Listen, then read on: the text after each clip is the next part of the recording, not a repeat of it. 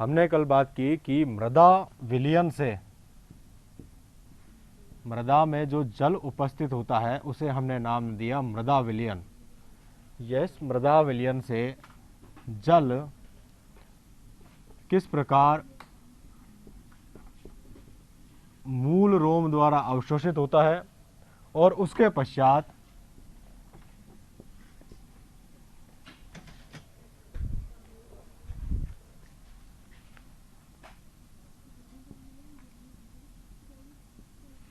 अधिचर्म से होता हुआ वलकुट की कोशिकाओं से गुजरता है और वलकुट की कोशिकाओं से अंतस त्वचा की ओर बढ़ता है। ये जो अंतस त्वचा की कोशिकाएं हैं, यहां पर कुछ कैस्पेरियन पट्टिकाएं पाई जाती हैं, जैसा कि हमने कल बात की थी। कैस्पेरियन पट्टिकाएं क्या होती हैं? सुबेरिन के जमाव के कारण बनने वाली पट्टिकाएं। लेकिन कहीं कहीं पर यह सुबेरिन का जमाव छूट जाता है, तो ऐसी कोशिकाएं कहलाती हैं पथ कोशिकाएं। इन पथ कोशिकाओं से जल गुजरता है और परिरंभ से होता हुआ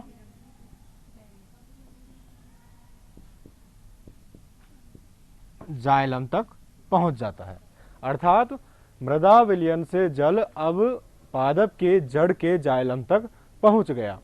अब आगे की जो प्रक्रिया है, यानी कि जड़ के जाइलम से तने के जाइलम तक पहुंचना और तने के जाइलम से ऊपर पत्तियों तक पहुंचना और पत्तियों से रंध्रों के द्वारा वाष्पोत्सर्जित हो जाना। कल हमने बेटा एक बात की थी कि मृदा विलयन से जो मूल रोम में जल का गमन है, यह निर्भर करता है किस पर? परासरण दाब पर। परासरण दाब मूल रोम में ज्यादा होता है। किस में ज्यादा होता है? मूल रोम में ज्यादा होगा और मृदा विलयन में परासरण दाब कम होगा। क्यों? क्योंकि मूल रोम में जल की मात्रा या सांद्रता कम है तथा विलय की सांद्रता ज्यादा है। यही बात थी। इस वजह से मूल रोम में परासरण दाब उच्च हो गया और मृदा विलयन में कम है, तो जल का गमन कहां हुआ? निम्न से उच्च की ओर, तो मूल रोम में जल का प्रवेश हो गया। ये जो बात है, हम बार बार बात कर रहे हैं परासरण दाब की, इसको हम शॉर्ट में बोलते हैं ओपी। क्या बोलते हैं? ओपी। ओ मतलब ऑस्मेटिक, जिसका हिंदी में अर्थ है परासरण, और पी मतलब प्रेशर, जिसका हिंदी में अर्थ है दाब। तो परासरण दाब इज इक्वल टू ओपी। अब ये जो ओपी की हम बात कर रहे हैं कि अपने जल की तो उच्च सांद्रता की ओर, जल की किस सांद्रता की ओर जाएगा? ये उच्च सांद्रता की ओर। ठीक है, तो यहां पर हम एक दूसरी टर्म यूज कर लें परासरण दाब के समान ही, जिसको मैंने नाम दिया है जल विभव। पढ़ा है पहले? जल विभव। जल विभव क्या है? पहले तो इसको लिख लीजिए।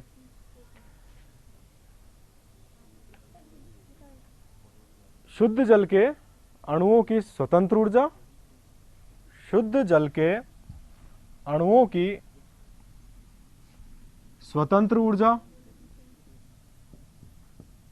तथा विलयन में उपस्थित जल के अणुओं तथा विलयन में उपस्थित जल के अणुओं की स्वतंत्र ऊर्जा के अंतर को जल विभव कहते हैं। ठीक है, तथा विलयन में उपस्थित जल अणुओं की स्वतंत्र ऊर्जा के अंतर को जल विभव कहते हैं। देखिए, ये एग्जाम में आ जाता है। यह धारणा जो जल विभव नाम है, किसने दिया? तो आप लिख लीजिए इसे।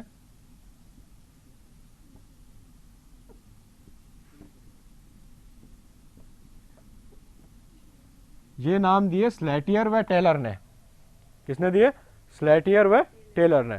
तो ये आ जाता है कि जल विभव की संकल्पना किसने प्रस्तुत की। यदि सवाल आता है तो इसमें आप क्या लिखेंगे? स्लेटियर तथा टेलर। जल विभव जो है सिद्धांत, इसकी संकल्पना किसने दी? किसने दी? स्लेटियर तथा टेलर ने। अब जल विभव क्या है, इसे हम थोड़ा समझ लें। देखिए इधर, जल विभव जो है इसे हम साई के द्वारा प्रदर्शित करते हैं। किसके द्वारा? साई जो है इसके द्वारा प्रदर्शित करते हैं और इसके नीचे लगाते हैं W। जल विभव को इंग्लिश में बोलते हैं वाटर पोटेंशियल।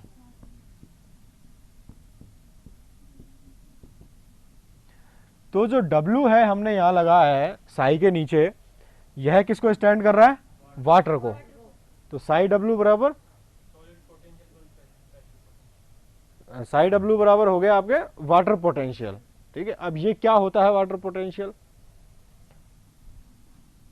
स्लेटियर और टेलर ने बताया कि साई W बराबर Sai S plus psi P।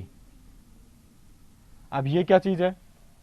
हमने बताया साई W बराबर जल विभव, साई S बराबर क्या होगा? यह होता है विलेय विभव।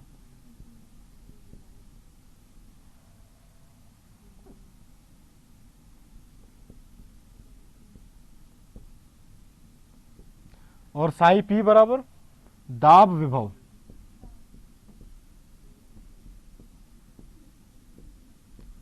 दाब विभव को इंग्लिश में बोलते हैं प्रेशर पोटेंशियल,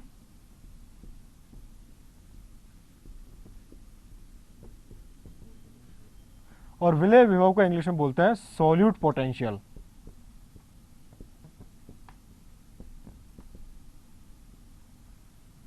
तो साई S कहां से आया? सॉल्यूट से। और साई P कहां से आया? प्रेशर से। तो क्या इससे याद रहेगा साई P से? साई P का तात्पर्य क्या है?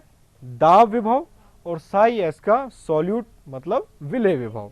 तो विलेय विभव तथा दाब विभव मिलकर क्या बनाते हैं? जल विभव बनाते हैं।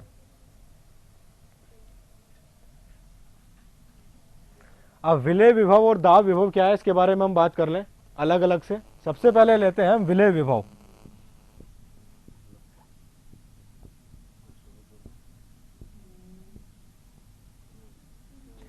देखिए, हम पहले बात कर चुके हैं किसी कोशिका में यदि विलेय की संख्या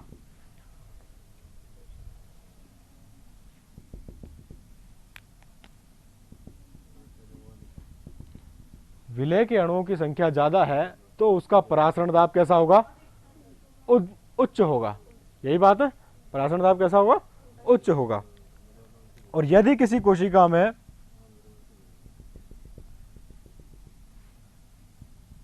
विलायक के अणुओं की, जल के अणुओं की यदि सांद्रता ज्यादा है तो वहां पर परासरण दाब कम होगा। यह बात हम लोग कर चुके हैं। तो यहां पर जो विलेय विभव है यह सीधा इसको निरूपित करता है, किसको? विलेय की सांद्रता को। अर्थात यदि विलेय की सांद्रता ज्यादा है तो विलेय विभव ज्यादा रहेगा, और विलेय की सांद्रता कम है तो विलेय विभव कम रहेगा। इतनी बात समझ में आई? अभी हम परासरण दाब के आधार पर जल विभव को समझने की कोशिश कर रहे हैं। जल विभव किससे मिलकर बना होता है? विलेय विभव और दाब विभव से। अब विलेय विभव क्या है? कोशिका अथवा तंत्र में विलेय के अणुओं की संख्या, यानी कि विलेय के अणुओं की सांद्रता। उच्च सांद्रता है तो विलेय विभव ज्यादा होगा, सांद्रता कम है तो विलेय विभव कम होगा। इतना बात समझ में आया? अब दूसरी बात देखते हैं हम, दाब विभव।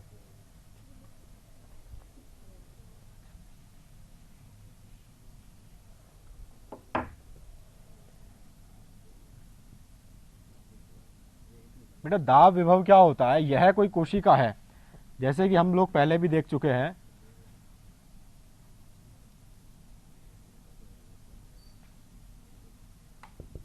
बताइए, ये तीन कोशिकाएं किन आकारों को, एक ही कोशिका के किन आकारों को निरूपित कर रही है?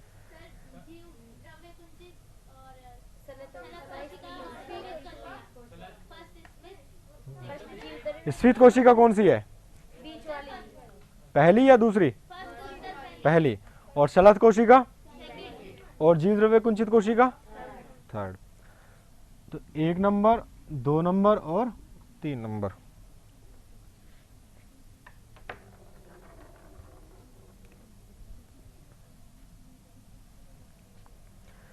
इस कोशिका को हमने बोला स्फीत कोशिका, इसको शलथ कोशिका, और इसको जीव द्रव्य कुंचित कोशिका।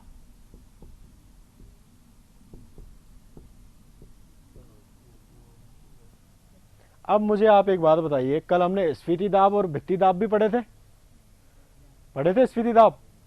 स्फीति दाब क्या है? ऐसा दाब जो कि कोशिका को उसके आकार में ले आए, अर्थात कोशिका फूल जाए, ठीक है। और भित्ति दाब क्या हुआ? कोशिका के फूलने से भित्ति द्वारा जीव द्रव्य पर लगाया गया दाब क्या कहलाएगा? भित्ति दाब। दोनों एक दूसरे के विपरीत होते हैं, दोनों एक दूसरे के विपरीत रहेंगे। यहां पर आप देख रहे हैं कि कोशिका स्फीत अवस्था में है, यहां पर शलत अवस्था में, यहां पर जीव द्रव्य कुंचित कोशिका है। तो दाब किस में ज्यादा होगा? भित्ति पर दाब किस में ज्यादा होगा? स्फीत में, क्योंकि ये चारों ओर से समान रूप से अधिक दाब जीव द्रव्य द्वारा लग रहा है। उससे कम दाब किस में होगा? शलत कोशिका में, क्योंकि इसकी तुलना में यह थोड़ी ढीली है इसकी कोशिका भित्ति। क्यों? क्योंकि जो दाब है वह कम मात्रा में लग रहा है। अब चूंकि जल पूरा निकल गया, जल पूरी तरह से निकल गया, H2O बाहर आ गया, तो अब क्या होगा? दाब बिल्कुल कम हो जाएगा, क्योंकि जल अंदर है नहीं तो दाब कम हो गया। जैसे गुब्बारा फुलाते हैं तो हवा निकल जाती है तो और पतला हो जाता है वो। तो अब ये क्या हो गया? यानी कि भित्ति बिल्कुल ही कमजोर हो गई और लचीली होने के कारण वह अब सिकुड़ गई है। तो दाब किस पर ज्यादा हुआ? स्फीत कोशिका पर सबसे ज्यादा, शलत कोशिका में उससे कम, और सबसे कम जीव द्रव्य कुंचित कोशिका में। तो यह जो दाब है किस नाम से जाना जाता है? दाब विभव। दाब में जो अंतर आया है स्फीत कोशिका और शलत कोशिका तथा जीवद्रव्य कुंचित कोशिका में, यह अंतर क्या कहलाएगा? दाब विभव। दोनों बातें समझ में आई, विलेय विभव और दाब विभव। आगे बढ़े। अब यह काम कैसे करेगा? हाँ बताइए। मैंने कहा दो कोशिकाएं हैं, पहले की जैसे हमने परासरण दाब समझा था वैसे ही दोनों में ही जल उपस्थित है। एक कोशिका में जिसका नाम है बी, उस कोशिका में विलेय के कुछ अणु उपस्थित है, जबकि ए कोशिका में विलेय के अधिक अणु उपस्थित है। तो विलेय की सांद्रता किसमें ज्यादा है? ए में, और बी में अपेक्षाकृत कम है। तो अपेक्षाकृत रूप से ए में विलेय विभव अधिक होगा। क्यों? क्योंकि विलेय के अणुओं की सांद्रता अधिक है। बेटा इधर देख लो एक बार, फिर ये समझ में नहीं आएगा तो हमें जल विभव समझ में नहीं आएगा, ठीक है। तो विलेय विभव किस पर डिपेंड किया? सीधे सीधे विलेय की सांद्रता पर। विलेय अधिक है तो विलेय विभव अधिक होगा, विलेय कम है तो विलेय विभव कम होगा। ऐसा ही दाब विभव में था। दाब यदि भित्ति पर चारों ओर ज्यादा लग रहा है तो दाब विभव अधिक होगा, और जहां पर कम लग रहा है वहां दाब विभव कम होगा। अब एक बात बताओ, मैंने ये गुब्बारा फुला दिया, दोनों सेम साइज के हैं, और दोनों का जो मुंह है एक दूसरे से बांध दिया, जबकि दूसरा जो है वो अभी पूरी तरह से नहीं फूला ये। तो अब जब मैंने दोनों का मुंह एक दूसरे से बांध दिया तो हवा किस ओर जाएगी? बड़े से छोटे की ओर, क्योंकि इस पर दाब विभव ज्यादा है, इसमें दाब विभव कम है। तो ये दाब विभव की ओर अपनी दाब की साम्यावस्था बनाए रखने के लिए इधर हवा छोड़ेगा, ऐसा ही होगा। तो ऐसा ही कुछ कोशिका में होगा। इतनी बात समझ में आई? आगे बढ़े। तो आज हमने एक बात और देख ली कि जो जल विभव है वह दो बातों पर निर्भर करता है, विलेय विभव और दाब विभव पर। अब ये कैसे कार्य करेगा हम आगे पढ़ते हैं। मान लीजिए कोई स्फीत कोशिका है, यह स्फीत कोशिका है एक,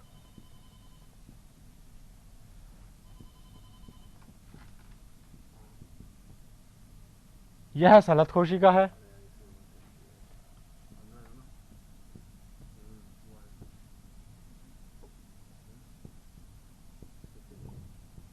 और यह जीव द्रव्य कुंचित कोशिका है, ठीक है।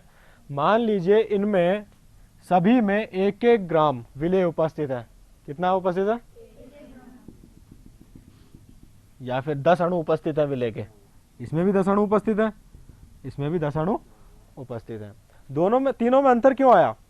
क्या विलेय की वजह से आया या फिर जल की वजह से? क्या निकला था इसमें से, जल निकला था। विलेय की मात्रा तो समान रहेगी जो उसमें पहले से उपस्थित है। यदि 10 अणु इसमें उपस्थित है तो इसमें से जल के अणु निकल जाएंगे, लेकिन विलेय के 10 अणु वहीं के वहीं रहेंगे। इसमें भी विलेय के 10 अणु वहीं रहेंगे, जल बाहर निकल जाएगा। तो कोशिका कैसी हो जाएगी, जीव द्रव्य कुंचित कोशिका हो जाएगी। अब जो स्फीत कोशिका है इसमें विलेय विभव मान लीजिए 10 बार है। कितना है, 10 बार। जो दाब है उसको हम किस में नापते हैं, बार में। ठीक है, एक बात मैं आप लोगों को यहां पर पहले बता देता हूं कि जो विलेय विभव है साई एस बराबर होता है ओपी के। ओपी क्या है, ऑस्मैटिक प्रेशर अर्थात परासरण दाब, परंतु परासरण दाब के ऋणात्मक के बराबर होता है। किसके बराबर, मान लीजिए किसी कोशिका का परासरण दाब 10 बार है। कितना है, ये 10 बार क्या है, दाब की इकाई। तो उसका जो साई एस होगा वो क्या होगा, उसके बराबर ही होगा, 10 ही होगा, परंतु ऋणात्मक होगा। कैसा होगा, ऋणात्मक। अब ऐसा क्यों है इसके बारे में बात कर लें। देखिए ये वही दुविधा है जो हमारी कल थी। कल हमारी क्या दुविधा थी, परासरण दाब क्यों समझ में नहीं आ रहा था कि कभी तो सर कहते हैं कि सांद्रता उच्च सांद्रता की ओर, विलेय की उच्च सांद्रता की ओर जाता है, और कभी कहते हैं कि जल की उच्च सांद्रता की ओर जाता है। तो स्लेटियर और टेलर ने इस बात को, इस डिफरेंस को खत्म करने के लिए जल विभव की संकल्पना दी। ठीक है, अब बात कैसे है, कल मैंने क्या बात की थी कि विलेय है, इसकी सांद्रता उच्च है, और यहां विलेय की सांद्रता निम्न है। यही बात थी। जहां पर विलेय की सांद्रता निम्न है वहां पर तुलनात्मक रूप से जल की सांद्रता कैसी रहेगी, ज्यादा रहेगी। और जहां पर विलेय की मात्रा तुलनात्मक रूप से ज्यादा है वहां जल की मात्रा, यही बात हुई थी हमारी कल। और कल मैंने कहा था कि परासरण दाब के अनुसार विलेय की निम्न सांद्रता से विलेय की उच्च सांद्रता की ओर जल का प्रवाह होगा। विलेय विभव यही कहता है। ठीक है, कि विलेय की जो कम सांद्रता है वहां पर उच्च सांद्रता की ओर जाएगा, और वहां पर क्या होगा, जल के अणु कम होंगे। भाई हमने कल उदाहरण लिए थे, 2 कोशिकाएं थी जिसमें 100 अणु तो विलेय के थे। ठीक है, एक में 5 अणु थे, 100 अणु तो उसमें जल के थे और 5 अणु विलेय के थे, और दूसरी कोशिका में 20 अणु विलेय के थे और बाकी जो है जल के थे। यही बात हुई थी। तो यहाँ पर क्या, विलेय ज्यादा है तो जल कम हो जाएगा, और जल ज्यादा रहेगा तो विलेय कम हो जाएगा। यही बात है। दूसरी ओर हमने क्या बात की थी, जो जल की जहां उच्च सांद्रता है उससे निम्न सांद्रता की ओर जाएगा। तो जल की उच्च सांद्रता कहां है, इधर है, और निम्न सांद्रता कहां है, इधर है। जल गया, बात तो लेकिन दोनों समान रही, चाहे विलेय की उच्च सांद्रता की ओर जाए, चाहे ये जो जल है उसकी निम्न सांद्रता की ओर जाए, लेकिन होंगे एक दूसरे के विपरीत। तो जल, ये तो हो गया परासरण दाब की बात, ये हो गई विलेय विभव की बात। तो जहां विलेय विभव ज्यादा होगा वहां डेफिनेटली परासरण दाब अपोजिट होगा, विपरीत होगा। तो इसको हमने यहां पर क्या रखा है, माइनस में, इसलिए ये माइनस में होता है, ऋणात्मक में होता है। उतना ही विलेय विभव कितना होगा, उतना ही जो जल विभव लगेगा, परंतु उसके ऋणात्मक से उल्टा होगा। कैसे होगा, और अगले उदाहरण से समझ लेते हैं, नहीं समझ में आता है तो फिर से बात करेंगे। ये स्फीत कोशिका है, विलेय विभव कितना बताया मैंने, 10 बार, जो कि ऋणात्मक में होगा -10। और दूसरी चीज क्या आती है, दाब विभव।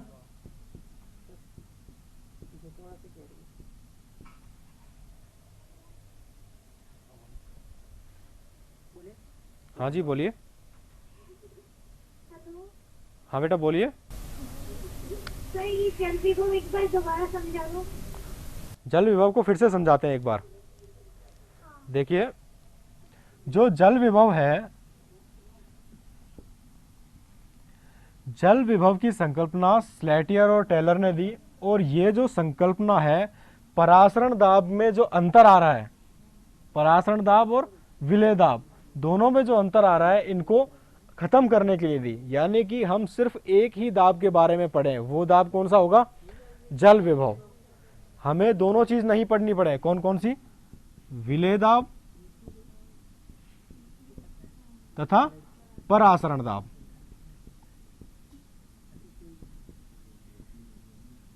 चूंकि परासरण दाब और विलेय दाब दोनों एक दूसरे के विपरीत है, क्योंकि जहां पर विलेय की सांद्रता ज्यादा होगी वहां पर जल की सांद्रता कम होगी, और जहां पर जल की सांद्रता ज्यादा होगी वहां पर विलेय की सांद्रता कम होगी। यही बात है। अब देखिए, जो जल विभव है यह दो चीजों से मिलकर बना होता है, एक तो विलेय विभव और एक दाब विभव। विलेय विभव से हमारा तात्पर्य है कि कोशिका में जल के साथ साथ जो कार्बनिक अणु हैं, जो कि किसके रूप में रहते हैं? भोजन या स्टार्च के रूप में। पादप क्या बनाते हैं? प्रकाश संश्लेषण द्वारा स्टार्च। और स्टार्च के अणु जो है यदि कोशिका में उपस्थित है तो वो क्या बनाएंगे? विलेय सांद्रता। और दूसरी कोशिका जो है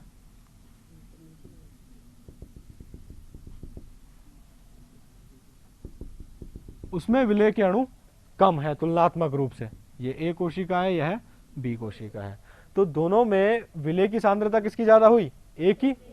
ए में विलेय के ज्यादा अणु हैं और इसमें विलेय की सांद्रता कम हुई। ठीक है, तो विलेय विभव किसका ज्यादा होगा? जिसमें विलेय की सांद्रता अधिक होगी, और जिसमें विलेय की सांद्रता कम है, विलेय के अणु कम है, वह कोशिका कहलाएगी जिसमें कि विलेय विभव कम है। ए कोशिका में विलेय विभव ज्यादा होगा और बी कोशिका में विलेय विभव कम होगा। इतनी बात समझ में आई?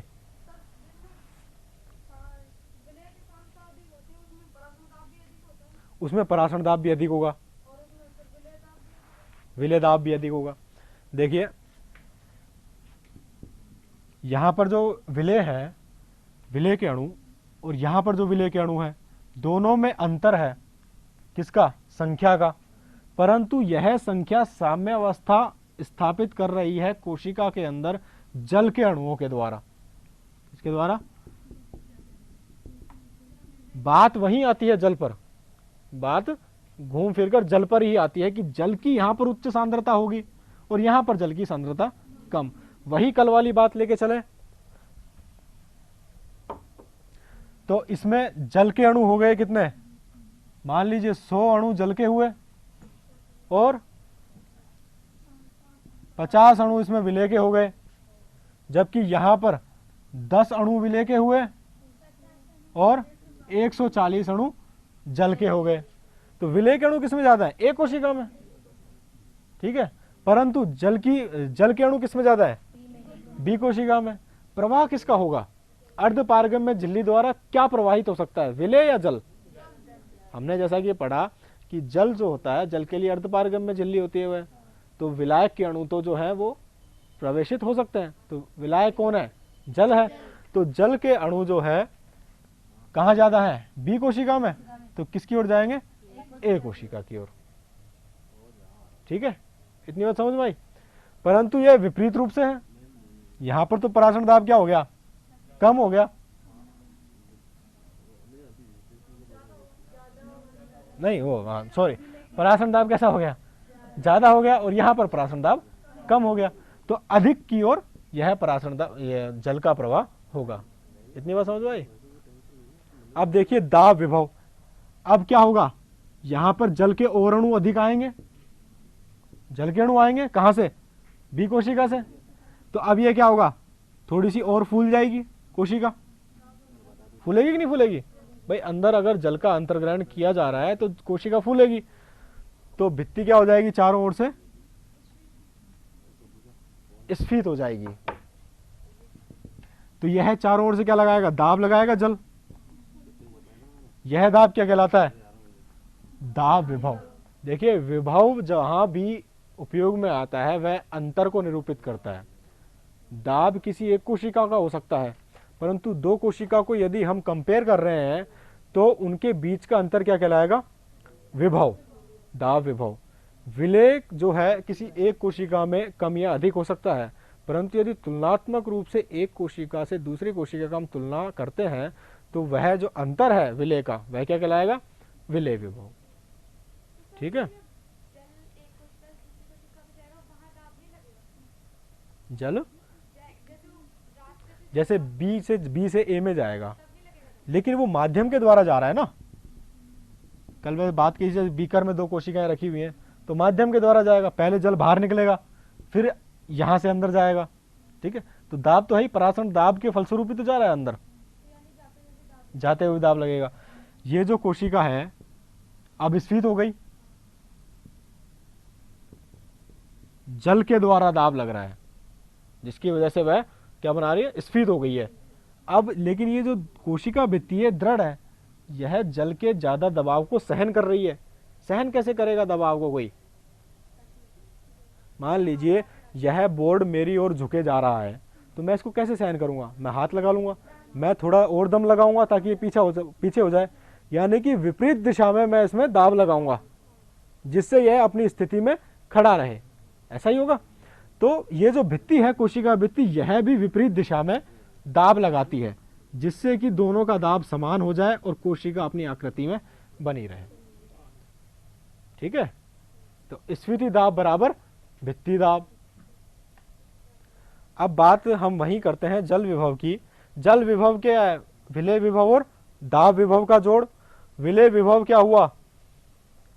परासरण दाब के बराबर होता है परंतु ऋणात्मक होता है। बेटा इसको थोड़ा घर जाके फिर से देखना, कल भी देखना, फिर आगे अगर हम आगे बढ़ जाए तो भी फिर से देखना। जब 3-4 बार आप देख लोगे तो आप ये जो विलेय विभव और दाब विभव और परासरण दाब तथा जल विभव, इन चारों चीज़ों को समझ पाओगे। क्योंकि यह मैं समझ सकता हूँ कि बहुत ही ज़्यादा कंफ्यूजिंग वाली सिचुएशन है।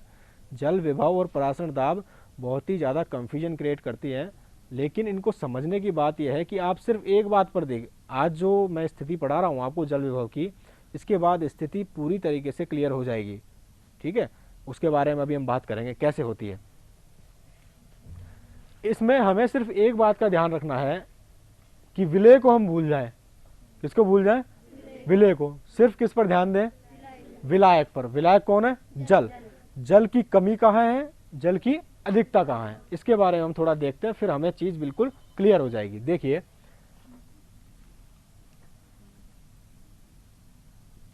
यह स्फीत कोशिका है, इसमें विलेय विभव मैंने बताया कितना?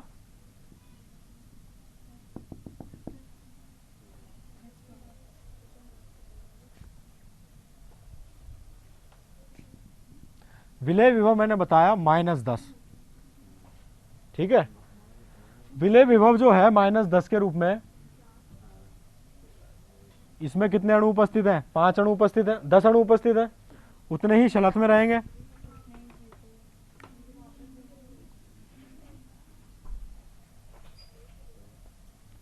मैंने क्या बोला कि जो कोशिका है उसमें कितना जल प्रवेश करेगा ताकि विलेय और जल की मात्रा समान हो जाए। विलेय के अणु और जल के अणु समान मात्रा में आ जाए, संख्या में आ जाए, यही बात हुई थी। तो अब चूंकि यहां पर विलेय उपस्थित है तो कितने अणु आएंगे, कितना दाब लगेगा? दाब कितना लगेगा? उतना ही जितना कि विलेय विभव है। कितने जल के अणु प्रवेश करेंगे? 10 के 10 अणु ही प्रवेश करेंगे ताकि साम्यावस्था बनी जाए, यही बात है। तो दाब भी कितना होगा? 10, परंतु यह ऋणात्मक नहीं होगा। यह कैसा होगा? पॉजिटिव होगा, धनात्मक होगा। क्यों? क्योंकि यह विपरीत दिशा में लग रहा है। देखा था हमने स्फीत दाब। स्फीत दाब किसके फलस्वरूप उत्पन्न हुआ? विलेय दाब के कारण, विलेय विभव के कारण। परासरण सांद्रता अधिक हुई, जल अंदर आया, कोशिका फूल गई। अब क्या किया? भित्ति क्या करेगी? उल्टा दाब लगाएगी विपरीत दिशा में। भित्ति उल्टी दिशा में दाब लगाएगी, यही बात होगी। तो बराबर के बराबर होगा, परंतु विलेय तो पहले से ऋणात्मक है, अर्थात विपरीत दिशा में है। ठीक है। तो इस वजह से विलेय दाब तो हुआ ऋणात्मक, और यह धनात्मक का धनात्मक ही रहेगा, प्लस, और बीच में क्या है प्लस। विलेय विभव और दाब विभव को क्या करना है, जोड़ना है। आंसर क्या आएगा,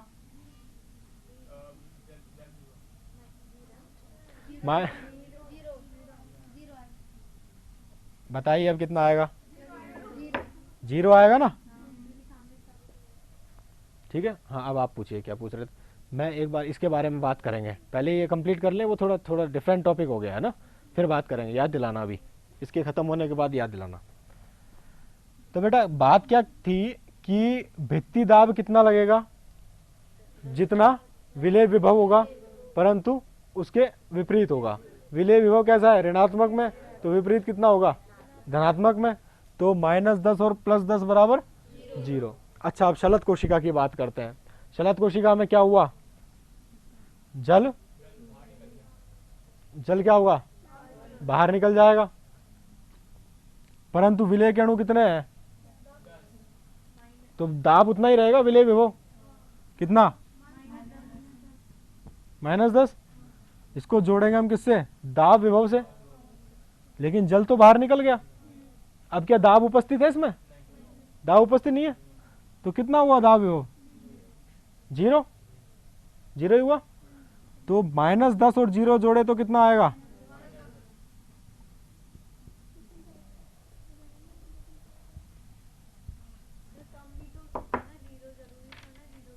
बिल्कुल।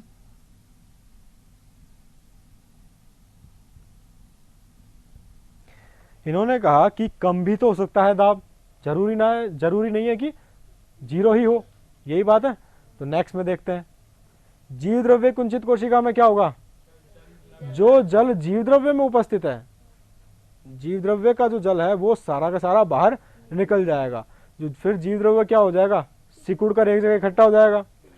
तो अब क्या होगा, दाब विभव, विलेय विभव तो कितना रहेगा, उतना का उतना ही रहेगा, क्योंकि विलेय के अणुओं की सांद्रता तीनों स्थिति में समान है। तो -10 हो गया, प्लस अब दाब कितना है, जब स्फीत कोशिका से सलत कोशिका में अवस्था में कोशिका आई, जल बाहर निकल गया, तो अब क्या हुआ, दाब रहा ही नहीं, चूंकि भित्ति पर कोई दाब, स्फीत दाब या भित्ति दाब रहा ही नहीं, क्योंकि भित्ति कोई दाब ही नहीं डाल रही। क्यों, क्योंकि उसके अंदर से कोई दाब नहीं निकल रहा। क्या इधर कोई दाब डल रहा है, नहीं डल रहा, तो फिर वह अपनी विश्राम अवस्था में, तो कोई दाब नहीं लग रहा। तो यह क्या स्थिति हो जाएगी, शून्य दाब विभव की स्थिति। परंतु जीव द्रव्य कुंचित कोशिका में जैसे स्थिति इस प्रकार हो जाती है कि जो कोशिका भित्ति अपनी जगह पर और भी ज्यादा कुंचित हो जाती है,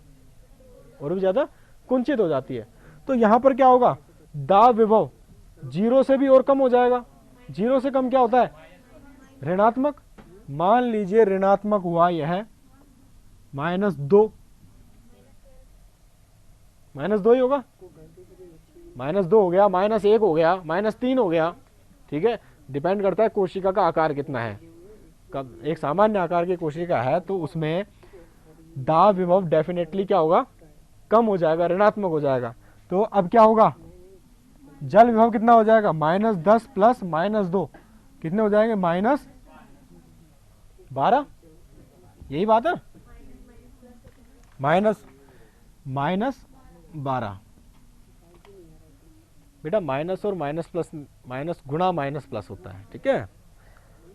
तो अभी -10 प्लस -2 बराबर -12। अब बेटा मेरे को एक बात बताओ, हमारे पास 3 चीजें हैं, एक 0 अवस्था, एक -10 और एक -12। अब मैं एक बात आपको ये बता दूं, अब ये बताइए मेरे को कि मान लीजिए इन तीनों कोशिकाओं को अलग अलग मैं जल में रख दूं। अब किस में रख दिया मैंने, जल के बीकर में रख दिया, ठीक है। तो जल कहां पर जाएगा, मान लीजिए एक बीकर है, इसमें तीनों कोशिकाएं रख दी, स्फीत, सलत और जीव द्रव्य कुंचित। तो पहले तो जल कहां जाएगा, स्फीत से सलत में और सलत से, यही बात है, नहीं बीकर में माध्यम है, ठीक है ना। यहां पर जो जल है वह जो है कहाँ जाएगा, पहले स्फीत से सलत, सलत और जीव द्रव्य कुंचित में, क्योंकि हम लोग ये पहले से पढ़ चुके हैं। तो हम यहाँ पर क्या होगा कि जल स्फीत कोशिका से सलत कोशिका में जाएगा, और जब सलत कोशिका में पूर्ति हो जाएगी तो जीव द्रव्य कुंचित में जाएगा। यानी कि जल विभव यदि 0 है और दूसरे में ऋणात्मक है तो जल ऋणात्मक की ओर जाएगा, और यदि एक कोशिका में जल कम ऋणात्मक है और दूसरी कोशिका में जल अधिक ऋणात्मक है, यहाँ पर आप देख रहे हैं सलत कोशिका में -10 है और जीव द्रव्य कुंचित कोशिका में अधिक ऋणात्मक है, -12 है, तो जल कहाँ जाएगा, सलत कोशिका से जीव द्रव्य कुंचित कोशिका की ओर। इतनी बात समझ में आई। इसको आप फिर से रिपीट करोगे, लिख लेना ये सब, वैसे उसमें दिया हुआ है, और फिर से रिपीट करोगे घर जाकर तो अपने आप पूरा समझ में आ जाएगा। फिर भी नहीं आता तो हम बात करेंगे। इतनी बात समझ में आई। तो हम एक नया नियम निकाल लें आज, पराशरण दाब को भूल जाए, भूलना नहीं है, लेकिन उसको इसके रिप्लेस करना है। यानी कि आज हम बात करेंगे जल का अवशोषण किसके द्वारा होगा, जल विभव के द्वारा। कल हमने बात की थी जल का अवशोषण किसके द्वारा हुआ था, पराशरण दाब के द्वारा। तो नया नियम निकाल लें हम कि जल का गमन कम ऋणात्मक से अधिक ऋणात्मक जल विभव की ओर होता है। जल का गमन कम ऋणात्मक से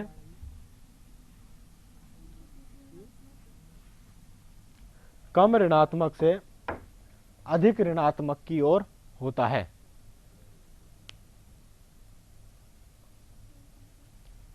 कम ऋणात्मक से अधिक ऋणात्मक की ओर होता है। एक और लिखिए, शुद्ध जल का जल विभव 0 होता है। शुद्ध जल का जल विभव 0 होता है।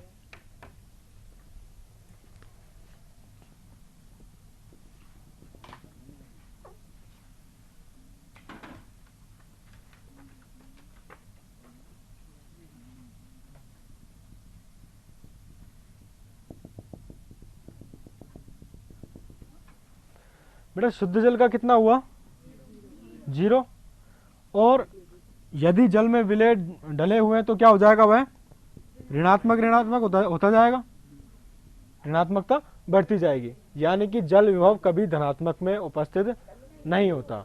स्लेटियर और टेलर ने कहा कि जल विभव हमेशा 0 रहेगा अथवा ऋणात्मक रहेगा। ये बात समझ में आई।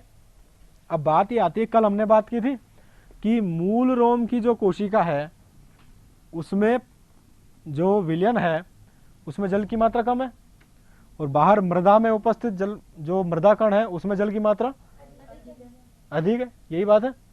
तो जो तुम्हारा सवाल था उसमें क्या था कि विलयन के जो प्रकार थे, तो यहां पर जो विलयन है तुलनात्मक रूप से मूल रोम में कैसा रहेगा, जिसमें विलय की संख्या ज्यादा है, तो वह क्या होगा, अति पराशरी। कैसा होगा, अति पराशरी। जबकि हम उल्टा बात करें, मूल रोम में विलय की मात्रा ज्यादा है परंतु जल की मात्रा कम है, और बाहर जो मृदा में जो विलयन है उसमें जल की मात्रा ज्यादा है, विलय की मात्रा कम है। ये बात है। तो बाहर का विलयन कैसा हुआ, अल्प पराशरी, और अंदर का अति पराशरी। यदि दोनों बराबर होते, दोनों में जल के अणुओं की समान मात्रा होती तो सम पराशरी। समझ में आई बात। चलिए, अब कल हमने बात की थी कि विलय की सांद्रता के कारण मूल रोम की कोशिका का परासरण दाब अधिक होता है, इसकी वजह से जल मूल रोम कोशिका में प्रवेश कर जाता है। आज हम नई बात क्या करेंगे कि मृदा विलयन में जो जल विभव है वह तुलनात्मक रूप से कम है ना, और यहां पर जो जल विभव है वह अधिक है। और कैसा होगा, वो अधिक ऋणात्मक होगा। यानी कि मान लीजिए मृदा विलयन का जल विभव कितना हुआ, -10, और मूल रोम की कोशिका का विभव हुआ -15, तो जल किधर जाएगा, -10 से -15 की ओर, क्योंकि हमने अभी अभी नया सिद्धांत निकाला था कि जल का गमन कम ऋणात्मक से अधिक ऋणात्मक की ओर होगा। तो मृदा विलयन से जल किस में प्रवेश कर जाएगा, मूल रोम। समझ में आई बात। नेक्स्ट चलें अब। थोड़ा और देखते हैं। देखिए हमने पहले बात की थी पहली बार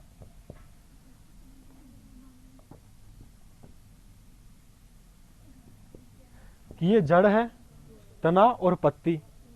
तो जल अवशोषित होगा किससे? जड़ से, और पत्ती द्वारा वाष्प के रूप में बाहर निकल जाएगा।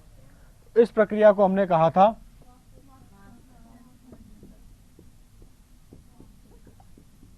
जल का वाष्प के रूप में वातावरण में ह्रास पादपों द्वारा क्या कहलाता है?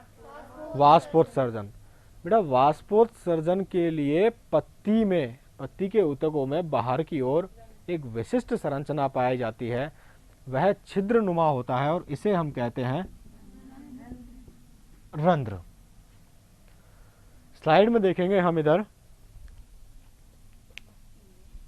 जो रंध्र है वह दो कोशिकाओं से मिलकर बना होता है। इन कोशिकाओं को बोलते हैं क्या? द्वार कोशिकाएं। यह द्वार कोशिकाएं चारों ओर से कुछ कोशिकाओं द्वारा घिरी रहती हैं। इन कोशिकाओं को बोलेंगे सहायक कोशिका। रंध्र खुल सकते हैं, बंद हो सकते हैं। जब रंध्र खुले रहेंगे तो जल बाहर निकलकर वाष्प के रूप में बाहर निकल जाएगा और वाष्पोत्सर्जन की क्रिया होगी। यदि रंध्र बंद रहेंगे तो जल बाहर नहीं निकल पाएगा और वाष्पोत्सर्जन की क्रिया नहीं होगी। संरचना के बारे में यदि हम अध्ययन करें तो रंध्र की जो कोशिका है, द्वार कोशिका, इसमें अनेक क्लोरोप्लास्ट उपस्थित होते हैं। क्या उपस्थित होते हैं? और क्लोरोप्लास्ट में क्लोरोफिल अणु पाया जाता है। क्लोरोफिल अणु क्या करता है? प्रकाश संश्लेषण। प्रकाश संश्लेषण कौन सी प्रक्रिया है? भोजन निर्माण की। तो भोजन निर्माण की प्रक्रिया कहाँ पाई जाती है? रंध्र की द्वार कोशिकाओं में भी पाई जाती है जी। वाष्प के अतिरिक्त रंध्रों के कुछ अन्य कार्य भी होते हैं, उनके बारे में भी अभी हम अध्ययन करेंगे। पहला तो क्या हुआ? वाष्प का निकलना, इसे हम क्या कहते हैं? वाष्पोत्सर्जन। इस वाष्पोत्सर्जन के कारण ही जल मृदा से जाकर और तने में जाता है और तने से फिर बाहर निकल जाता है। तो एक तरीके से जल तो पूरा निकल जाता है, लगभग पूरा निकल जाता है। 90% जल वाष्पोत्सर्जन के रूप में निकल जाता है। सिर्फ 1 या 2-3% ही जल पादप के काम आता है, परंतु वह काम तो आता है भाई। जल की तो उपस्थिति आवश्यक है। अब चाहे वो किसी भी तरीके से जाए, या तो वो बाहर निकल जाए वाष्पोत्सर्जन की सहायता से, या फिर रिस कर नीचे निकल जाए, परंतु वो काम तो आएगा ही। तो वह काम किसकी वजह से होता है? रंध्र की वजह से, क्योंकि जब रंध्र खुले रहेंगे तो वाष्पोत्सर्जन होगा, और वाष्पोत्सर्जन होगा तो जल का अवशोषण होगा। दूसरा, प्रकाश संश्लेषण की प्रक्रिया में कौन सी गैस काम आती है? Carbon dioxide, CO2। ठीक है, अब CO2 कहां से आएगी? वातावरण से। वातावरण से डायरेक्ट कांटेक्ट में है, लेकिन बाहरी कोशिकाएं कांटेक्ट में है, आंतरिक कोशिकाएं तो संपर्क में नहीं है। तो वह कहां से लेगी? बाहर की कोशिकाओं से। बाहर की कोशिकाएं कौन सी है? रंध्र। तो रंध्र की जो कोशिकाएं होती हैं बाहर के कार्बन डाइऑक्साइड का गैस को अंदर की ओर लाती हैं। प्रकाश संश्लेषण हो गया, फिर क्या होगा? श्वसन। श्वसन में कौन सी गैस निकलेगी? O2 या ऑक्सीजन। ऑक्सीजन गैस कहां से निकलेगी? इस छिद्र के द्वारा।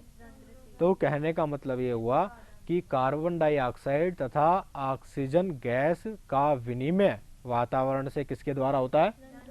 रंध्र छिद्रों के द्वारा। ठीक है। तीसरी बात, क्लोरोप्लास्ट इसमें उपस्थित है, तो प्रकाश संश्लेषण करेगा।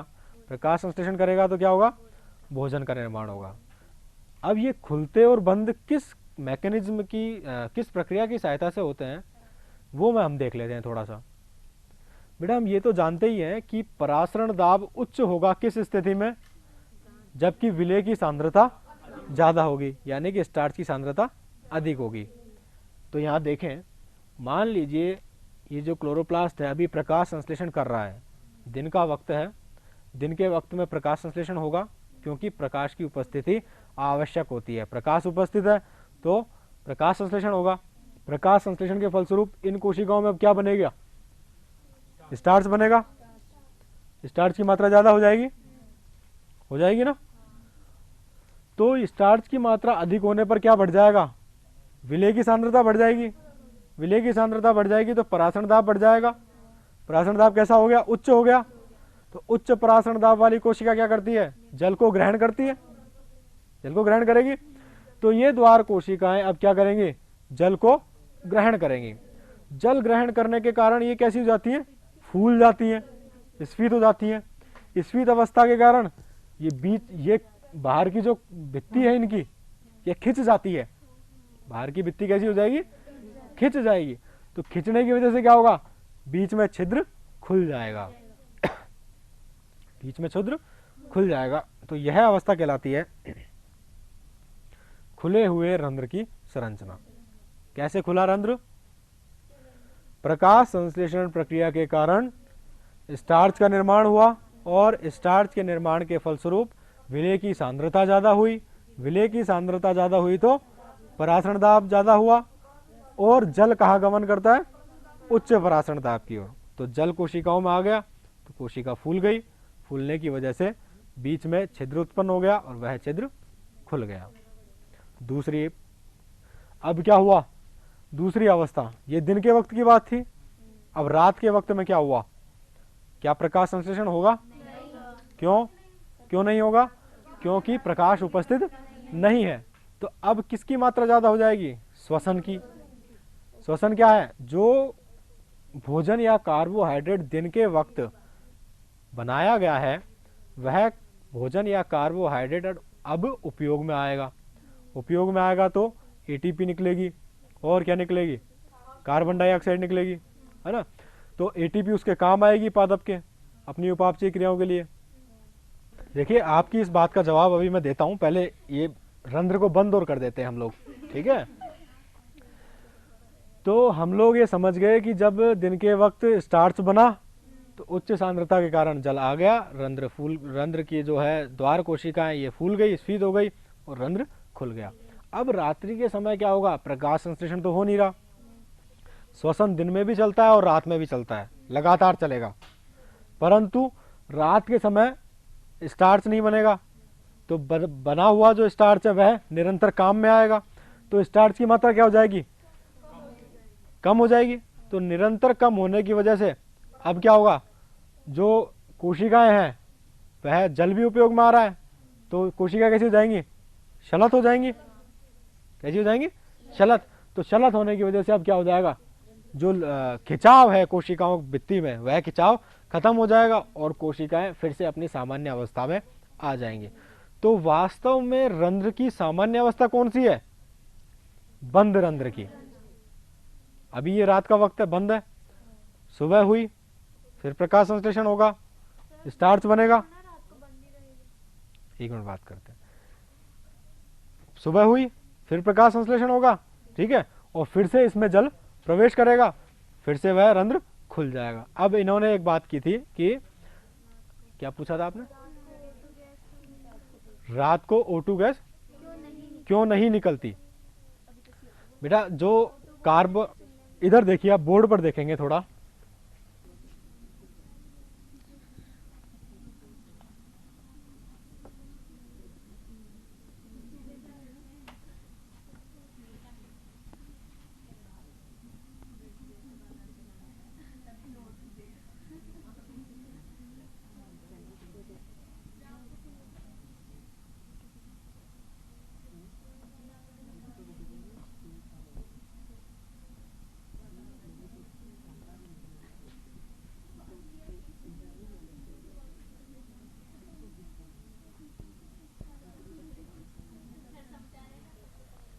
देखो बेटा,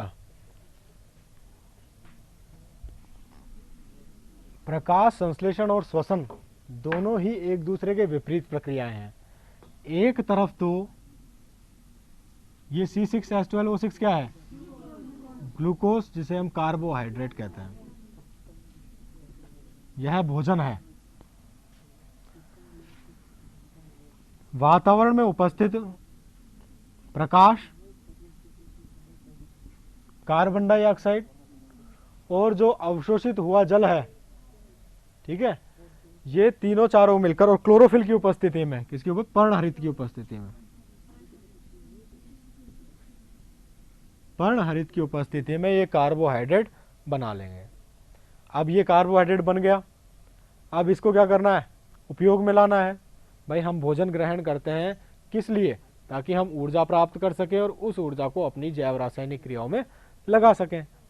अब क्या होगा, यह कार्बोहाइड्रेट फिर से अपघटित हो जाएगा और नीचे निकल जाएगी क्या, ऊर्जा, किसके रूप में, एटीपी के रूप में। और यह जो कार्बोहाइड्रेट है फिर से अपघटित हो जाएगा किसमें, कार्बन डाइऑक्साइड और जल में। अब जो आपका सवाल था उसमें बात ये थी कि रात्रि के समय प्रकाश संश्लेषण नहीं होगा और जो दिन के वक्त जो कार्बोहाइड्रेट बना था वही लगातार टूटता जाएगा, लगातार टूटता जाएगा। तो क्या क्या चीजें आएंगी हमारे हाथ में, ऊर्जा, कार्बन डाइऑक्साइड और जल। तो यहां पर ऑक्सीजन कहीं है ही नहीं, टूटने पर तो ऑक्सीजन निकल ही नहीं रही, तो इस वजह से ऑक्सीजन नहीं निकलेगी और कार्बन डाइऑक्साइड बढ़ता जाएगा। इसलिए जो पुराने लोग कहते हैं कि बड़े जो पेड़ होते हैं उनके नीचे रात में नहीं सोना चाहिए। क्यों नहीं सोना चाहिए, क्योंकि रात में वो कार्बन डाइऑक्साइड जो कि विषैली होती है हमारे शरीर के लिए वो छोड़ते हैं, तो उसमें है जो हमें मूर्छित अवस्था आ सकती है या आदमी मर सकता है। ठीक है, सुबह की टाइम क्या होगा, प्रकाश उपस्थित होगा। प्रकाश उपस्थित होने पर जो वही जो छोड़ी है इन्होंने, एक मिनट मेरी बात पूरी कर लूं मैं। सुबह क्या होगा, जैसे ही प्रकाश आया, देखिए प्रकाश जो है इसके बारे में हम आगे पढ़ेंगे प्रकाश संश्लेषण में। यह 400 से 700 नैनोमीटर के मध्य हमें दृश्य रूप में प्राप्त होता है। ठीक है, तो प्रकाश भी लाल और नीला, जैसे इंद्रधनुष के रंग होते हैं, 7 रंग होते हैं, है ना, विबग्योर पढ़ा है ना आपने फिजिक्स में। तो विबग्योर में भी वायलेट और विबग्योर आर रेड, दोनों में जो है प्रकाश संश्लेषण में अंतर होता है। तो आपका जो सवाल है सूर्यास्त के समय या सूर्योदय के समय, उस समय कौन सा प्रकाश प्रभावी होता है, 400 नैनोमीटर वाला वायलेट या नीला या बैंगनी जो है, या फिर रेड वाला। ठीक है, तो उस नैनोमीटर के हिसाब से प्रकाश संश्लेषण की दर में कमी या अधिकता आती है। इस बारे में हम नेक्स्ट टॉपिक में बात करेंगे। तो आपका कहना बिल्कुल सही है कि सूर्यास्त और सूर्योदय के समय जो है प्रकाश की तीव्रता में अंतर आता है, जिसके फलस्वरूप प्रकाश संश्लेषण की दर प्रभावित होती है, परंतु दिन के समय यह उच्चतम होती है।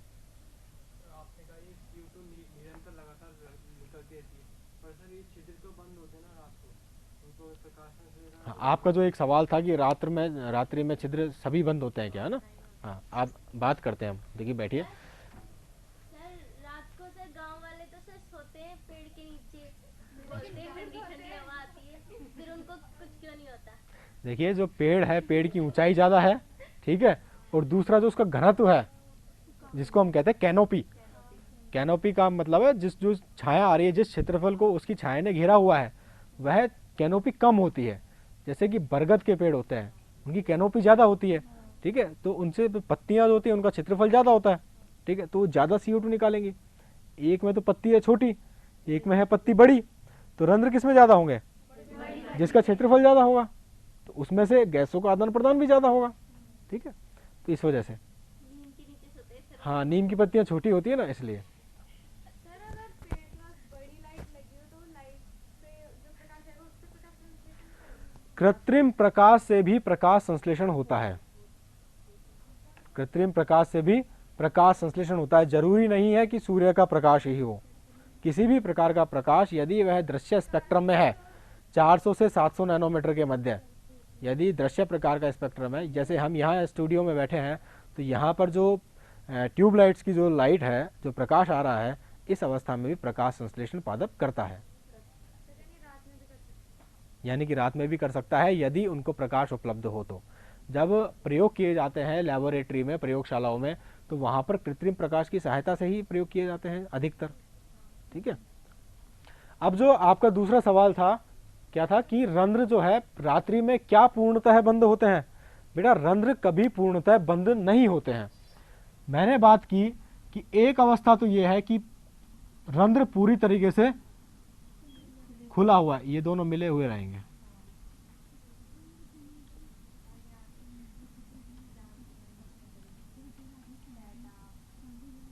ये ठीक है। अब क्या होगा, यह वह अवस्था है जबकि यह पूरी तरीके से स्फीत में है, जो कि दिन के समय उच्चतम होगी। क्यों है स्फीत में? क्योंकि यहाँ पर विलेय उपस्थित है, स्टार्च अधिक मात्रा में उपस्थित है। तो जल निरंतर प्रकाश सहायक कोशिकाओं से अंदर द्वार कोशिकाओं में निरंतर आ रहा है, तो निरंतर ये पूर्णतः स्फीत अवस्था में रहेंगी। ठीक है। अब जल जो है निरंतर अंदर आ रहा है तो स्फीत अवस्था में रहेंगे। क्यों? क्योंकि विलेय की उपस्थिति निरंतर बढ़ती जा रही है। अब रात्रि के समय ये विलेय की स्थिति बढ़ेगी तो नहीं, लेकिन कम जरूर होती जाएगी। किस वजह से? श्वसन की वजह से। तो चूंकि ये कम हो जाएगी तो धीरे धीरे जो इसका जल है और विलेय जो है कार्बोहाइड्रेट वह काम आता जा रहा है, तो धीरे धीरे क्या होगा, संकुचन होगा। तो अब एक दूसरी अवस्था देख लेते हैं हम।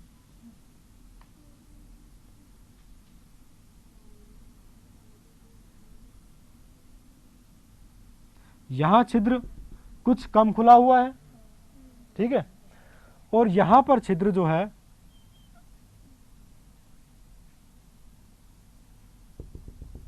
बहुत कम खुला हुआ है। तो गैसों का विनिमय अथवा जल का वाष्प के रूप में निकलना किसमें सबसे ज्यादा होगा? खुले हुए रंध्र में, जिसमें सबसे ज्यादा खुला हुआ है। उससे कम कम खुले हुए में, और उससे कम बहुत कम खुले हुए में। यानी कि यहां पर वाष्पोत्सर्जन की दर बहुत ही धीमी हो जाती है।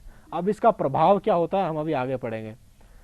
यानी कि जल का अवशोषण तो लगातार हो रहा है, जल का अवशोषण तो लगातार हो रहा है, परंतु जल अवशोषण की गति धीमी हो जाएगी। क्यों? क्योंकि वाष्प के निकलने की गति भी धीमी हो गई है। कल हमने बात की थी कि जल दो कोशिकाओं के मध्य साम्य अवस्था नहीं बनेगी तब तक क्या होगा, जल का प्रवाह होगा, लेकिन जल का प्रवाह रुकेगा नहीं कभी। साम्य अवस्था स्थापित होने पर भी सामान्य रूप से जल का प्रवाह नहीं रुकेगा जब तक कि कोई अन्य दाब नहीं लगाया जाए। कहने का मतलब है जो जल है वह बहुत ही धीमी गति से, उसकी जो जल के प्रवाह की दर है वो बहुत धीमी हो जाएगी। वही बात आपके सवाल पर लागू होती है कि जो रंध्र है पूर्णतः बंद कभी नहीं होते। यह इनकी जो रंध्र की जो छिद्र संरचना है इसमें अंतर आता है। दिन के समय यह पूर्णतः खुले रहते हैं और रात्रि के समय यह आंशिक रूप से बंद रहते हैं। रात्रि के समय जल कम अवशोषण होगा ना सर, इससे पौधे भी विलेय की सांद्रता कम होती है। मैं उसी बात पर आ रहा था कि विलेय की सांद्रता कम होती जा रही है। ठीक है, तो क्या होगा कि जब सुबह के टाइम जब 4 बज रहे होंगे, जबकि अभी प्रकाश उपस्थित नहीं है, सूर्य नहीं उगा है, यानी प्रकाश उपस्थित नहीं है, परंतु अब धीरे धीरे विलेय की सांद्रता तो कम होती जा रही है। ठीक है, परंतु जल अवशोषण के लिए, जल के अवशोषण के लिए जो दाब है वह दाब तने की कोशिकाओं में और मूल रोम की कोशिकाओं में अभी भी उपस्थित है। वो कैसे? जो काम पत्तियां कर रही थी, यहां पर विलेय बना, क्या ये पत्तियां सारे विलेय का उपयोग कर पाएंगी? नहीं। तो बाकी के बचे हुए विलेय को क्या करेंगे, नीचे की ओर भेजेंगी। किसकी ओर? तने की ओर और जड़ की ओर। यहां पर क्या हो जाएगा, यह संचित हो जाएगा। तो विलेय की सांद्रता यहां पर तो लगभग समान रहेगी, किसमें? जड़ में और तने में, चाहे प्रकाश संश्लेषण हो या नहीं हो, क्योंकि संचित है। लेकिन धीरे धीरे कुछ समय पश्चात, जैसे मान लो प्रकाश 2-3 दिन तक अवेलेबल नहीं हो पाया, तो धीरे धीरे यह भी काम आता रहेगा, संचित भोजन भी, और धीरे धीरे जो फिर से ये जल अवशोषण की मात्रा कम हो जाएगी, पौधा मुरझा जाएगा, अंत में मृत हो जाएगा। ये बात है। तो रात्रि में भी जो है श्वसन होता रहता है, प्रकाश संश्लेषण नहीं होता, रंध्र न के बराबर खुले रहते हैं, वाष्पोत्सर्जन बहुत ही कम मात्रा में होता है। यह हम निष्कर्ष निकाल चुके। अब बात ये आती है, मैंने कहा कि संचित भोजन के कारण तने और जड़ में तो परासरण दाब या जल विभव बना रहता है, जिसकी वजह से मृदा विलयन से जल अवशोषित होता रहता है, परंतु रंध्र तो रहते हैं बंद, तो वाष्प के रूप में उत्सर्जन नहीं हो पाता। तो जल कहाँ रहेगा? पादप में इकट्ठा हो जाएगा, पादप में इकट्ठा हो जाएगा। तो जल के निरंतर इकट्ठे होने से पत्तियों के किनारों से बूंद के रूप में जल बाहर की ओर स्रावित होगा। इस स्थिति को हम बोलते हैं बिंदु स्राव।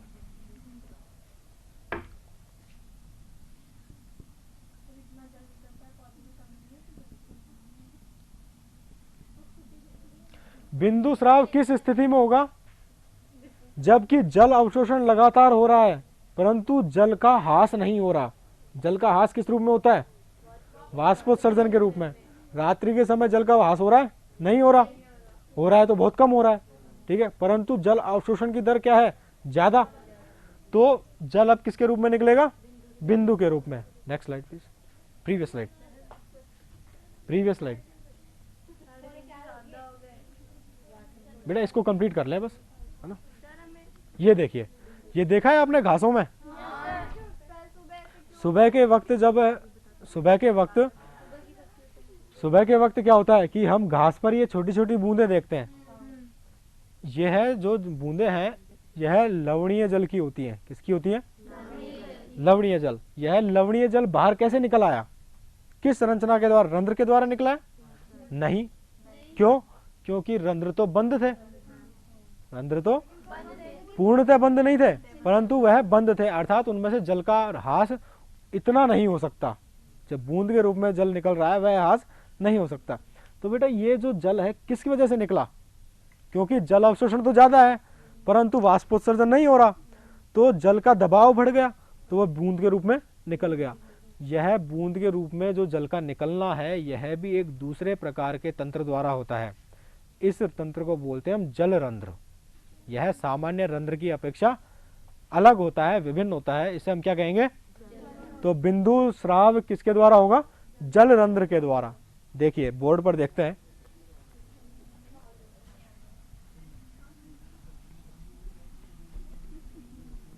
बेटा लिख लो आप, ये बात लिख लो आप। बिंदु स्राव में लिखिए, जब पादप में जल अवशोषण अधिक होता है तथा तुलनात्मक रूप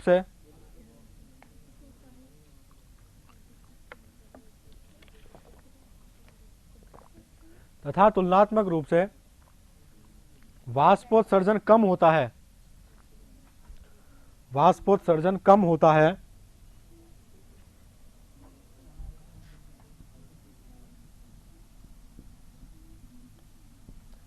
तो जल बूंदों के रूप में जल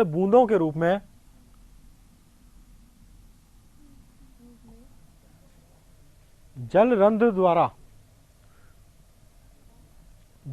द्वारा स्रावित होता है।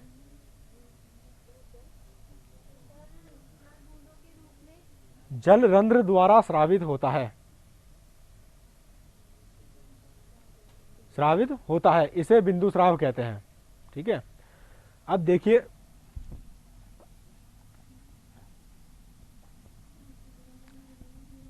ये कोई घास की पत्ती है, मान लीजिए ये कोई घास की पत्ती है, तो यह जल का जो निकास है आपने देखा होगा किनारों पर ही होता है, बीच में नहीं होता।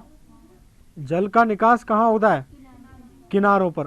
ये बीच में जो ऊपर की सतह है या नीचे की सतह है, देखिए आप यहाँ पर स्लाइड में देखते हैं,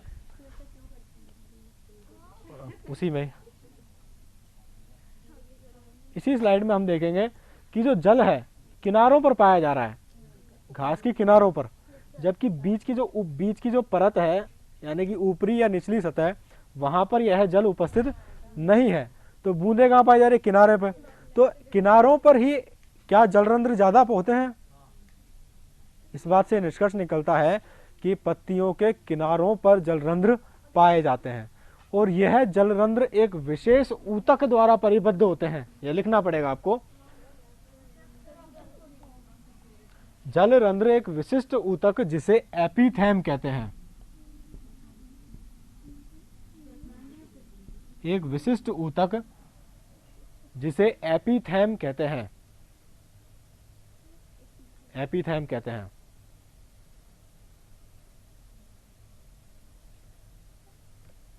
के द्वारा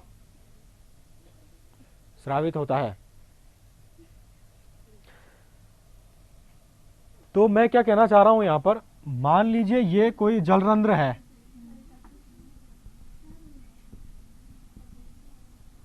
ये क्या है, जलरंध्र है। तो इस जलरंध्र में आप ये जो ऊपर की जो सतह है, ये कोशिकाएं बहुत ही पतली भित्ति युक्त होती हैं। कैसी होती हैं, बहुत ही पतली भित्ति युक्त। तो पतली भित्ति युक्त इन मृदुतकीय कोशिकाओं को, कैसी कोशिकाएं हैं ये, मृदुतकीय, इन मृदुतकीय कोशिकाओं के समूह को हम क्या कहेंगे, एपिथैम ऊतक। क्या कहेंगे, तो एपिथैम ऊतक की विशेषता क्या है कि इसकी भित्ति बहुत ही पतली होती है, जिनके द्वारा जल का निकास पत्तियों के किनारों से होने लगता है, क्योंकि जलरंध्र कहाँ पाए जाते हैं, पत्तियों के किनारों पर ही।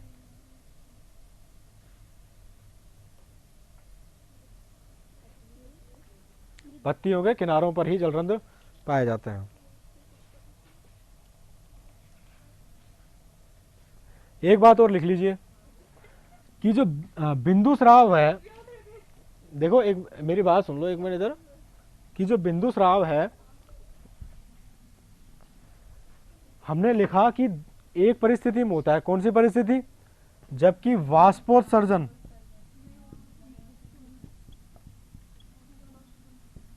कम हो और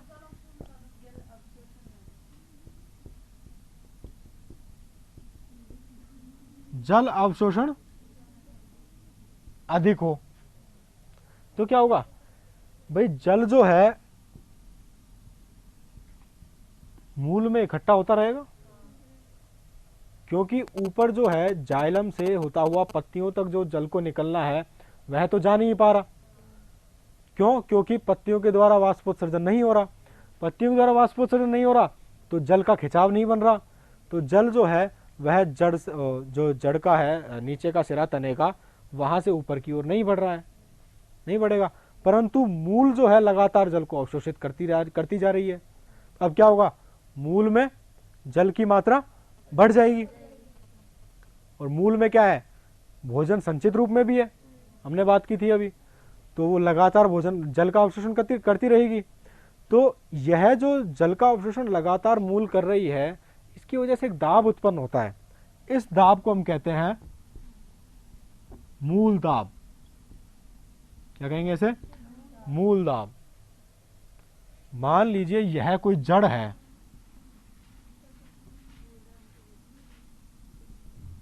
यह कोई जड़ है, यदि मैं इसके ऊपर की ओर काट लूं, इसको जड़ को मैंने काट लिया और काट कर इसे एक बीकर में रख दिया और इसके ऊपरी सिरे पर एक मैनोमीटर लगा दिया। मैनोमीटर मतलब जिसमें कि पारा भरा रहता है, दाब मापी, जिसमें क्या भरा रहता है, पारा।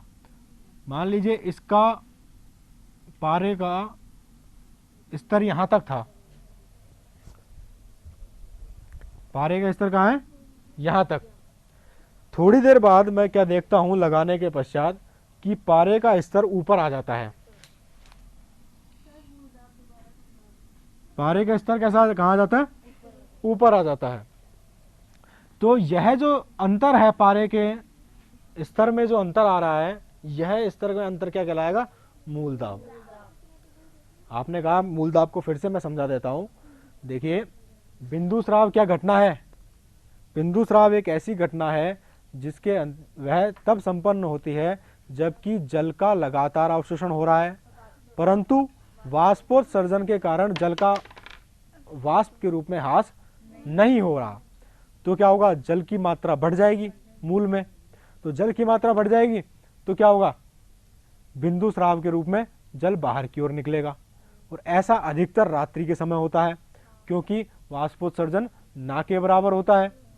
ठीक है, तो अब क्या होगा, सुबह की टाइम हम जब उठ के देखेंगे, होता तो वो सुबह भी है, जैसे अभी आपका सवाल था कि वह क्या सुबह ही क्यों होता है। वो सुबह दिन के सुबह 3 बजे से के आसपास शुरू होने लगता है, क्योंकि उस स्थिति में जल की जो मात्रा है वह अधिकतम स्थिति पर पहुंच जाती है, लगातार इकट्ठा होता रहेगा। तो जब सुबह होने लगी उस वक्त में यानी कि 10 घंटे के अंदर अंदर वह बहुत ज़्यादा हो जाएगा, तो वह अब बिंदु स्राव के रूप में निकलने लगेगा। तो ये बिंदु स्राव बाहर कैसे निकला, बिंदु के रूप में जल बाहर कैसे निकला, इसके लिए कोई ना कोई दाब की तो आवश्यकता होगी। वह दाब कहाँ से आएगा, मूल के द्वारा। क्यों, क्योंकि मूल में जो जल है वह इतना अधिक एकत्रित हो चुका है कि वह अब पत्तियों की ओर एक दाब लगाता है, जिसकी वजह से पत्तियों से फोर्सफुली बलपूर्वक जल बाहर निकल जाता है। मूल दाब बहुत कम होता है। कितना होता है, बहुत कम होता है। यह ऊपर की ओर नहीं भेज सकता। जो बड़े बड़े वृक्ष है ना, यह घासों में ही क्यों होता है, आपने ये सवाल नहीं पूछा। बिंदु स्राव घासों में या टमाटर में, या कहने का मतलब जमीन से ज्यादा ऊंचे नहीं होते, हर्ब जो होते हैं शाख, उनमें ही पाया जाता है। बड़े वृक्षों में क्यों नहीं होता, क्योंकि यह दाब बहुत कम होता है और छोटे जो पादप होते हैं उनके ऊपर तक वह दाब लग सकता है। और ये बड़ा कोई पादप है, इसमें वो दाब मान लीजिए यहां तक ही लगा, तो यहां पर तो पत्ती है ही नहीं, जल रंध्र भी नहीं है, तो जल कैसे निकलेगा, नहीं निकल सकता। परंतु यहां पर ही यहां तक निकला, यहां पर पत्ती है, तो पत्ती में से जल बाहर निकल गया। तो मूल दाब ज्यादा ना होकर कम होता है, जिसकी वजह से कुछ मात्रा में बिंदु के रूप में जल निकल जाता है। इतनी बात समझ में आई। एक बात और लिख लो, मूल दाब बहुत कम मात्रा में होता है,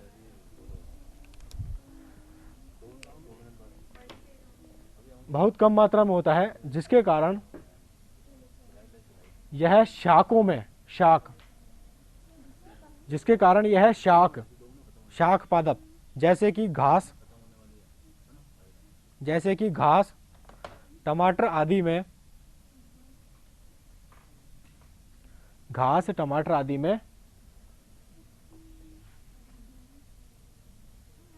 क्या लिखा बेटा आपने, दाब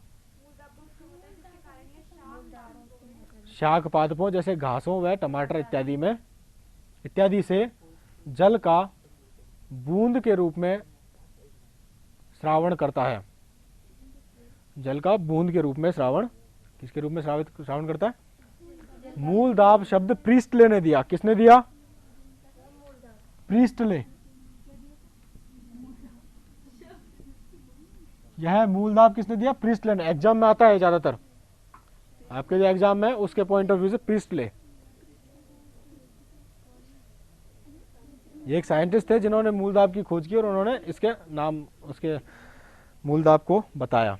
तो अब इसमें हम देखो, आज के जो हमारा बातें हुई है, इसमें एग्जाम के हिसाब से वो जो जल विभव है, इसमें एक सवाल ऐसे आता है, एक बार सुन लो मेरी बात।